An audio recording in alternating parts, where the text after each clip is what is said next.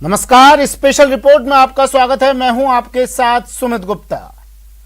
Bharat Pak border पर तोप के गोलों की गूंज तो सुनाई नहीं पड़ रही है, लेकिन सीज फायर की आड़ में पाकिस्तान अपनी नापाक साजिशों से बाज नहीं आ रहा है। खुफिया जानकारों के मुताबिक पाक भारत में 40 आतंकियों की घुसपैठ की फिराक में है। हालांकि भारतीय सुरक्षा बल पाक की किसी भी साजिश को नाकाम करने के लिए तैयार बैठे हैं। इस बीच सैटेलाइट से आई तस्वीरों से समंदर में भी बड़ी साजिश का खुलासा हुआ है। दरअसल इन तस्वीरों में समंदर में तैनात एक सीक्रेट पनडुब्बी दिखाई दे रही है। यह पनडुब्बी कहीं और नहीं बल्कि कराची बंदरगाह पर दिखाई दे रही है। तो इस पनडुब्बी की तैनाती के पीछे क्या है, इस स्पेशल रिपोर्ट में इसके हर पहलू की जानकारी आपको देंगे। वहीं बताएंगे कि बाइडेन से नाराज इमरान ने अब ऐलान किया है कि वो किसी भी सूरत में अमेरिका का साथ नहीं देंगे। तो देखिए हमारी ये स्पेशल रिपोर्ट।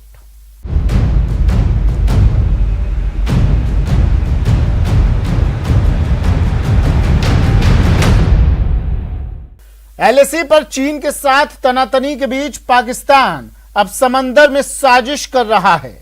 सैटेलाइट से मिली तस्वीरों में हिंद महासागर में एक सीक्रेट पनडुब्बी का खुलासा हुआ है। छोटी साइज की यह पनडुब्बी कहीं और नहीं बल्कि पाकिस्तान के कराची बंदरगाह पर मौजूद है। हालांकि यह साफ नहीं हो पाया है कि यह पनडुब्बी एटमी हथियार ले जाने में सक्षम है या फिर इसमें बैलिस्टिक मिसाइल दागने की क्षमता है।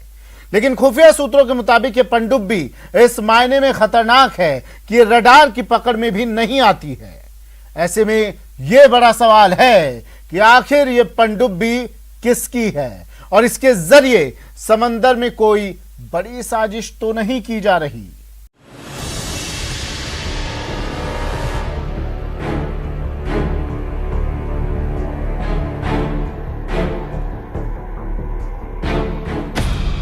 इमरान की सीक्रेट पनडुब्बी की पहली तस्वीर।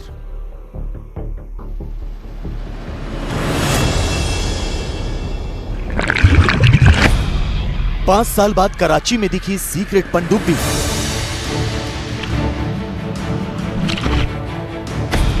सीक्रेट पनडुब्बी से होगा परमाणु हमला।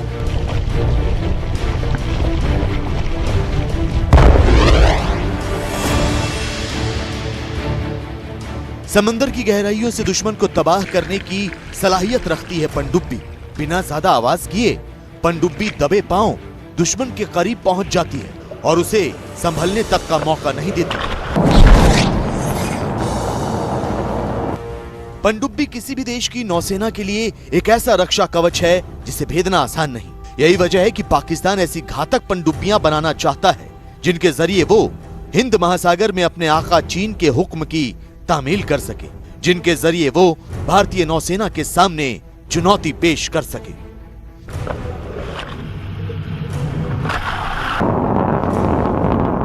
लेकिन पाकिस्तान को इस बात की खबर ही नहीं कि समंदर में पैर पसारने की उसकी कवायद पर अंतरिक्ष से नजर रखी जा रही है। गौर से देखिए ये सैटेलाइट तस्वीर। ये तस्वीर कराची बंदरगाह की है जहां पाकिस्तान की एक पनडुब्बी नजर आ रही है। हालांकि पाकिस्तान की नौसेना इस पनडुब्बी को दुनिया से छिपा कर रखना चाहती थी। पाकिस्तान ने अपनी नौसेना की सीक्रेट पनडुब्बी को साल 2016 से दुनिया की नजरों से छिपा कर रखा था, लेकिन इस सीक्रेट पनडुब्बी को मरम्मत के लिए कराची बंदरगाह लाया गया। पाकिस्तान की नौसेना ने गलती ये की कि उसने इस पनडुब्बी के ऊपर कोई कवर नहीं लगाया। इसी दौरान सैटेलाइट ने इसकी तस्वीरें अपने कैमरे में कैद कर ली।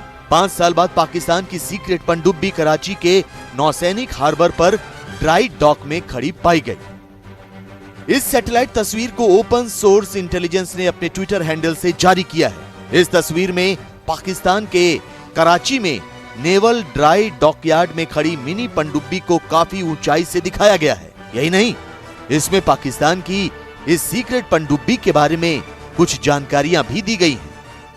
ये जो पनडुब्बी है ये जब किसी तरह की हरकत करती है तो वो उसमें इंडिया का स्ट्रैटेजिक और टैक्टिकल इंटरेस्ट हमेशा बना रहेगा, क्योंकि इस तरह से सील द्वारा ये जो स्पेशल पनडुब्बीज हैं इनका गलत इस्तेमाल होना to the extent of terrorism option हमेशा पाकिस्तान के पास खुला है और हमें इसका प्रिकॉशन लेना बहुत ज़रूरी है, क्योंकि ये स्टेट ऑफ आर्ट मिसाइल्स को दाग सकती है, टू द एक्सटेंट टॉर्पीडोज दाग सकती है। दुनिया भर की नौसेनाओं पर नजर रखने वाले विशेषज्ञ H.I. सटन ने अपनी वेबसाइट कोवर्ट शोर्स में इस पनडुब्बी को लेकर काफी कुछ बताया है। सटन के मुताबिक इससे पहले 14 जनवरी 2020 को कराची के PNS इकबाल नौसैनिक अड्डे पर आयोजित पाकिस्तान नेवी सील कोर्स की पासिंग आउट परेड के एक वीडियो में इस पनडुब्बी को देखा गया था। ये पनडुब्बी आकार में दूसरी पनडुब्बियों से काफी छोटी है। इसकी लंबाई 55 फीट और चौड़ाई 5 से 7 फीट के आसपास है। इसमें बाकी पनडुब्बियों की तरह टॉर्पीडो फायर करने के लिए जगह भी है। ये पनडुब्बी पहली बार 2016 में देखी गई थी। पाकिस्तान डिफेंस प्रोडक्शन डिवीजन की किताब में इसे स्वदेशी तकनीक पर बनी हुई बताया गया है। कराची स्थित PNS Iqbal Pakistani special force SSG के नौसैनिक विंग का हेडक्वार्टर है। यह वही नेवल बेस है जिसे 1971 के युद्ध में भारत ने तबाह कर दिया था। इसे पाकिस्तान की नौसेना का रीढ़ माना जाता है और माना जा रहा है कि पाकिस्तान अपनी सीक्रेट पनडुब्बी का इस्तेमाल यहीं से करेगा। भारत के सबसे नजदीक होने के कारण पाकिस्तान ने कराची नौसैनिक अड्डे पर अपने कई घातक हथियारों और युद्ध पोतों को तैनात किया हुआ है। ऐसे में बहुत मुमकिन है कि वो इस सीक्रेट पनडुब्बी को भी यहाँ छिपा कर रखना चाहता हो और यहीं से उसे ऑपरेट करने की तैयारी कर रहा हो, क्योंकि कराची नौसैनिक अड्डे से पाकिस्तान हिंद महासागर में अपने आका चीन की मदद कर सकता है, भारत के खिलाफ चीन के हाथ मजबूत कर सकता है। हालांकि भारत के लिए सावधान रहना इसलिए भी जरूरी है क्योंकि पाकिस्तान की सीक्रेट पनडुब्बी आकार में काफी छोटी है। ऐसे में ये भारतीय समुद्री इलाके में आसानी से घुसपैठ कर सकती है। छोटी होने के कारण सोनार सिस्टम और रडार भी इसे आसानी से पकड़ नहीं सकते। हालांकि ये केवल खुफिया मिशन और इलाके की टोह लेने जैसे काम ही कर सकती है। इससे पाकिस्तान किसी बड़े मिशन को अंजाम नहीं दे सकता। तो देखने से ये जरूर पता चलता है कि ये स्पेशल फोर्सेस की टाइप की ही बोट है, जो कि तकरीबन 55 फीट से बाय 7 से 8 फीट चौड़ी, 55 फीट लंबी, जिसको कि देख के आप पता कर सकते हैं। लगता है उसका हल जो है वो सिंगल हल है विद अ रेज्ड केसिंग है। उसका जो सेल है वो बहुत छोटा है और ओवरऑल देखकर पता चल सकता है कि यस, टॉर्पीडोज जो हैं, टॉर्पीडो ट्यूब्स, वो इसके फॉरवर्ड केसिंग के नीचे हैं। सो हमारा इंटरेस्ट हमेशा बना रहेगा। जाहिर है पाकिस्तान चोरी छिपे भारत पर नजर रखने और उसके खिलाफ चीन की तैयारियों को पुख्ता करने में मदद कर रहा है। लेकिन सवाल ये कि क्या पाकिस्तान की नौसेना, खास तौर पर पाकिस्तान की पनडुब्बियां इतनी ताकतवर हैं कि वो हिंदुस्तान से लोहा ले सकें? आंकड़ों पर गौर करें तो भारत पनडुब्बी शक्ति के मामले में पाकिस्तान से मीलों आगे है।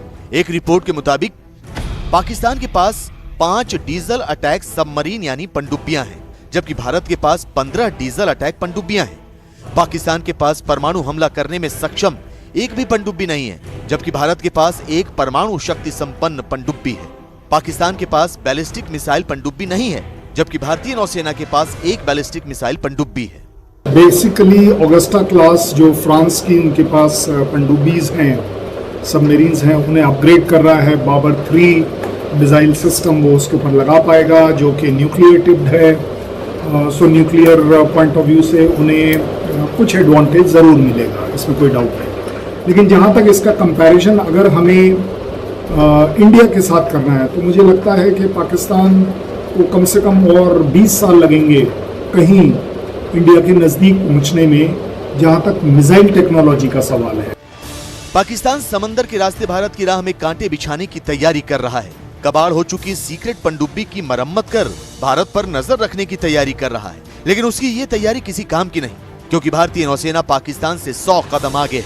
भारतीय नौसेना अपने ऑपरेशन इस तरह अंजाम देती है कि किसी को कानो कान खबर भी नहीं होती। 24-25 फरवरी की रात सीज फायर लागू होने के बाद भारत पाक बॉर्डर पर तोपों से निकले गोलों की गूंज कुछ महीनों से शांत पड़ी हुई है। लेकिन पाकिस्तान शांत पड़ जाए ऐसा क्यों होने लगा? बॉर्डर पर शांत दिख रहा पाकिस्तान नित नई साजिशों में मशगूल है। दरअसल सीज फायर की आड़ में पाकिस्तानी सेना जैश ए मोहम्मद के 30 से 40 आतंकियों को घुसपैठ कराने की फिराक में है। ये सभी आतंकी अफगान मूल के हैं और इन्हें भारतीय सैन्य ठिकानों पर ड्रोन हमले की खास ट्रेनिंग दी गई है।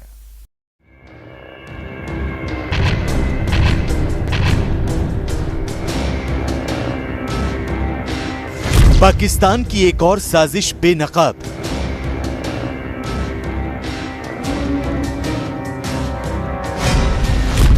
घुसपैठ की फिराक में जैश के 40 आतंकी।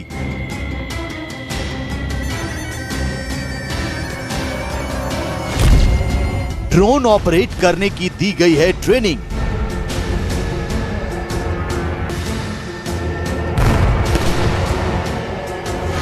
पाकिस्तान का ऑपरेशन ड्रोन।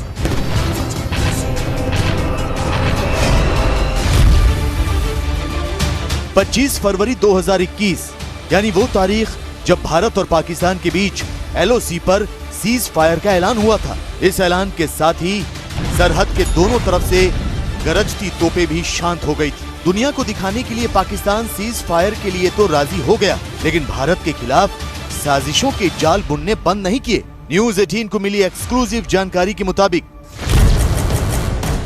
पाकिस्तान सेना की मदद से आतंकी संगठन जैश ए मोहम्मद के 30 से 40 आतंकी जम्मू की सीमा पर घुसपैठ करने की फिराक में हैं। सूत्रों के मुताबिक जैश के आतंकी अफगान मूल के हैं। LOC पर जमा हुए जैश के ये आतंकी अफगानिस्तान की जंग लड़ चुके हैं। इतना ही नहीं, इन आतंकियों को ड्रोन ऑपरेट करने की खास ट्रेनिंग दी गई है। पिछले 1 महीने के दौरान पाकिस्तान से लगते जम्मू बॉर्डर पर कई बार ड्रोन का मूवमेंट देखा गया। ये आतंकी रेकी करने के इरादे से इन ड्रोन को ऑपरेट कर रहे हैं। खबर के मुताबिक जैश के ये तमाम आतंकी फिलहाल POK के कोटली इलाके में मौजूद है। ये जम्मू के केरी राजौरी सेक्टर की सीमा से घुसपैठ करने की फिराक में है। इसके अलावा सरहद पार अखनूर और नौशेरा सेक्टर के पास भी पाकिस्तान ऑक्युपाइड कश्मीर में आतंकियों की मूवमेंट देखी गई है। इससे पहले जैश दक्षिण कश्मीर की तरफ से भारत में घुसपैठ करता रहा है, लेकिन वहां बड़ा नुकसान झेलने के बाद अब पाकिस्तान के इशारे पर जैश के आतंकियों ने जम्मू बॉर्डर से घुसपैठ का प्लान बनाया है।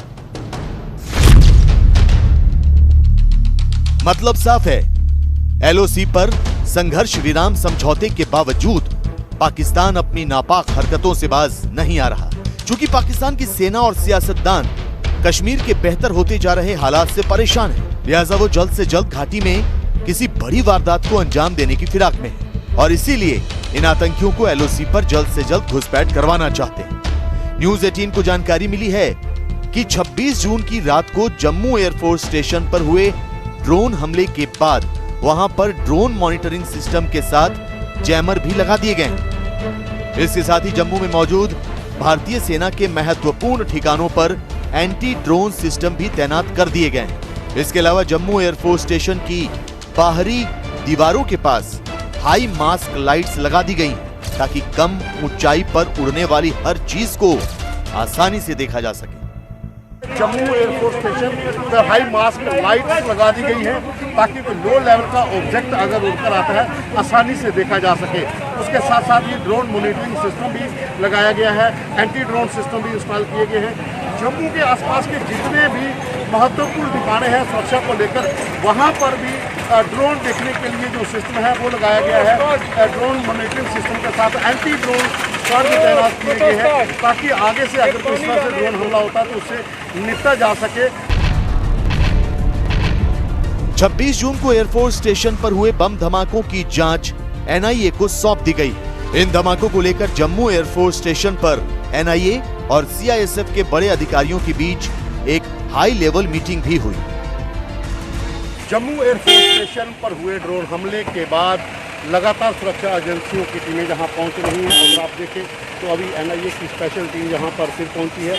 आज NIA के DG भी पहुंच रहे हैं, CISF के DG भी जहां पर पहुंच रहे हैं। लगातार सुरक्षा अधिकारियों की बैठक भीतर जारी है। जिस तरह से ये ड्रोन अटैक हुआ था उसके बाद NIA के साथ साथ जम्मू कश्मीर पुलिस और अन्य एजेंसियों की टीमें लगातार यहां पर पहुंच रही हैं और सुरक्षा समिति सुरक्षा का पूरा जायज़ा ले रही है कि किस तरह से जो ड्रोन अटैक हुआ था, उसके बाद आगे क्या प्रबंध किए जाएंगे आने वाले दिनों में, जहां पर इस तरह के हमले ना हो, उसे लेकर सुरक्षा की जो समीक्षा है वो की जा रही है।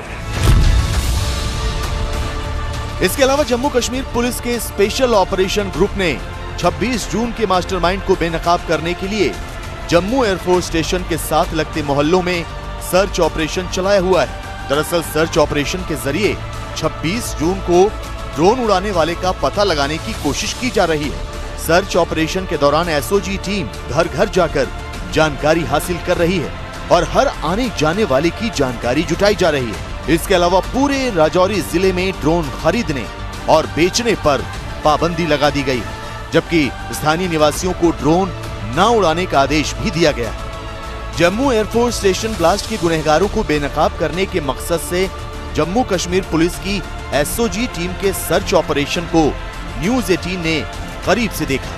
इस दौरान हमारी टीम ने देखा कि कैसे एसओजी की टीम इलाके के हर घर में जाकर 26 जून को हुए ड्रोन अटैक के मास्टरमाइंड के बारे में सुराग इकट्ठा कर रही है। हम इस समय जम्मू एयरपोर्ट के जो पिछला इलाका मोहल्ला है, पीर बाबा मोहल्ला इसे कहा जाता है, उस इलाके में हैं। आप देख सकते हैं बस जम्मू कश्मीर पुलिस की टीमें जो हैं मोहल्ले में सर्च कर रही हैं, हर घर जाकर पता कर रहे हैं कि आखिर यहाँ पर कौन कौन से लोग आए थे, कौन लोग जहाँ पर रहे हैं, उन सब की जाँच की जा रही है। क्योंकि जो जम्मू एयरफोर्स स्टेशन के ऊपर अटैक हुआ था, वो जो 2 ड्रोन थे वो कहाँ से ऑपरेट किए गए थे उसकी जानकारी जुटाई जा रही है। तो ये एयरफोर्स स्टेशन के पिछला मोहल्ला है जिसे पीर बाबा मोहल्ला कहा जाता है। इस पूरे मोहल्ले में अलग अलग टीमें जम्मू कश्मीर पुलिस की जो हैं वो यहाँ पर जांच में जुटी हुई हैं। हर व्यक्ति से पूछा जा रहा है, लोगों के घरों से पूरी जानकारी जुटाई जा रही है कि आखिर इस इलाके में क्या घर वालों के अलावा कोई और व्यक्ति आया था। माना जा रहा है कि जो ड्रोन यहाँ पर 2 विस्फोट हुए थे ड्रोन के जरिए, उन ड्रोन को कहीं इस इलाके से, जो बेली चराना बिल्कुल इनके साथ सटा हुआ इलाका है, कहीं इस इलाके से ऑपरेट तो नहीं हुए। इसकी पूरी जानकारी अब जुटाई जा रही है।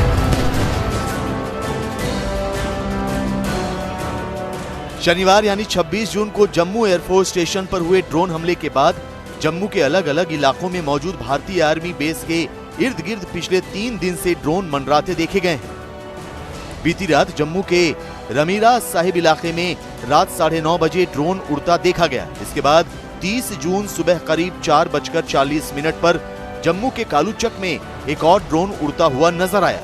यही नहीं, जम्मू के कुंजवानी इलाके में 30 जून की सुबह करीब 4:52 पर तीसरा ड्रोन उड़ता हुआ नजर आया। भारतीय सुरक्षा एजेंसियों के मुताबिक एलओसी पर सीज फायर की आड़ में पाकिस्तान जम्मू कश्मीर में किसी बड़ी वारदात को अंजाम देने की फिराक में है। भले ही अभी तक 26 जून के ड्रोन अटैक के मास्टरमाइंड का सुराग ना मिला हो, लेकिन एक बात तो तय है कि भारतीय सुरक्षा एजेंसियां जम्मू एयरफोर्स स्टेशन अटैक के लिए जिम्मेदार आतंकी संगठन या फिर इस हमले के मास्टरमाइंड को ऐसा माकूल जवाब देंगी जिसके बाद दुनिया का कोई भी आतंकी संगठन भारत की तरफ आंख उठाने की जुर्रत नहीं कर पाएगा। अमेरिका में सत्ता बदली तो इमरान की बाँछें खिल गई। इमरान को लगा अब जल्द ही सब कुछ बदल जाएगा और अमेरिका पहले की तरह पाकिस्तान की आर्थिक मदद करने लगेगा। लेकिन बाइडेन के आने के बाद भी ऐसा कुछ नहीं हुआ, जिसके बाद इमरान की बौखलाहट में है और ऐलान कर दिया कि पाकिस्तान अब किसी भी सूरत में अमेरिका का साथ नहीं देगा। इतना ही नहीं, इमरान ने कहा है कि उनके लिए चीन की दोस्ती ही सबसे खास है।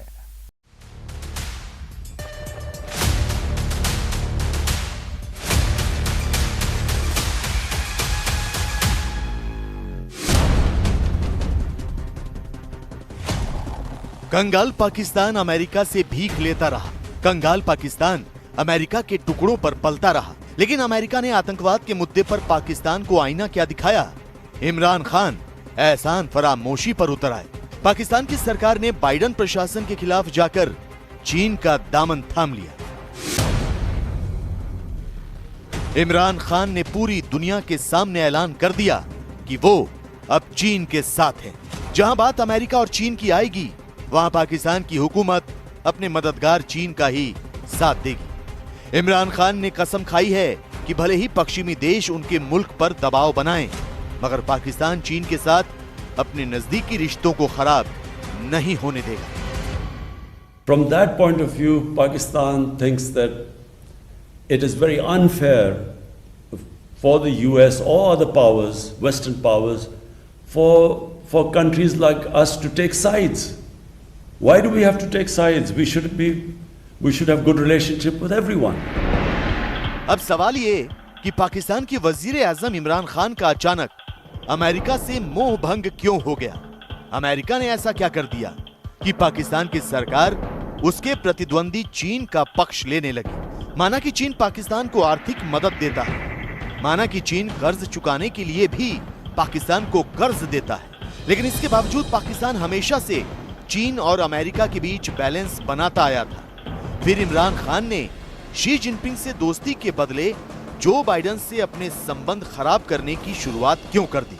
जानकारों का मानना है कि इसके पीछे कई वजहें हो सकती हैं। मसलन अमेरिका की आतंकवाद के खिलाफ मुहिम, अमेरिका की भारत से बढ़ती दोस्ती, अमेरिका का क्वाड के साथ आना, अमेरिका की चीन के खिलाफ गोलबंदी, पाकिस्तान को FATF में मदद ना देना, पाकिस्तान के मुकाबले भारत को तरजीह देना। पाकिस्तान का पर्याय पैसा है और जिस तरह का बयान इमरान खान ने दिया है, जो चीन के तरफ उसका रुझान है या उसका झुकाव है, उसका मेन कारण ये है कि पाकिस्तान जानता है कि जिस तरह की इमदाद या जिस तरह की मदद उसको अमेरिका से पहले मिला करती थी, वो अब मिलने वाली नहीं है। आपको याद होगा, अब से कुछ दिनों पहले ही इमरान खान ने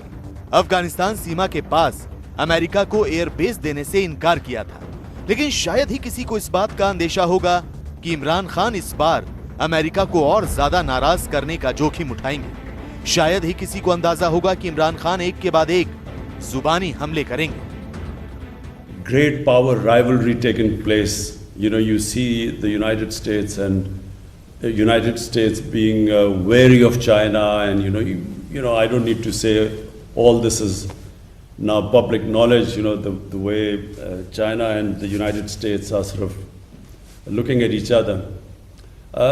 So it creates problem because what United States is doing is it's formed this regional alliance called the Quad, which is US, India, and then a couple of other countries.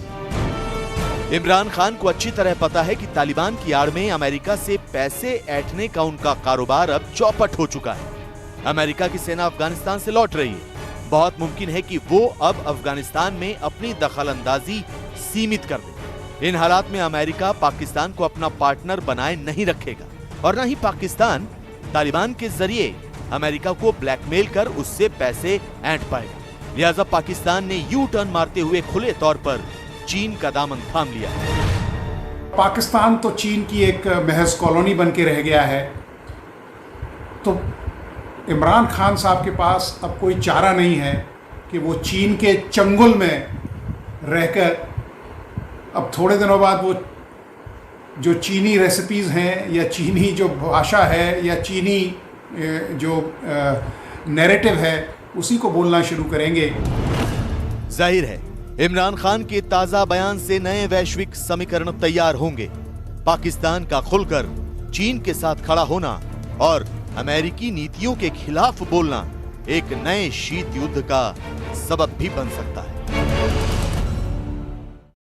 Special report में आज के लिए इतना ही। दीजिए इजाजत, नमस्कार।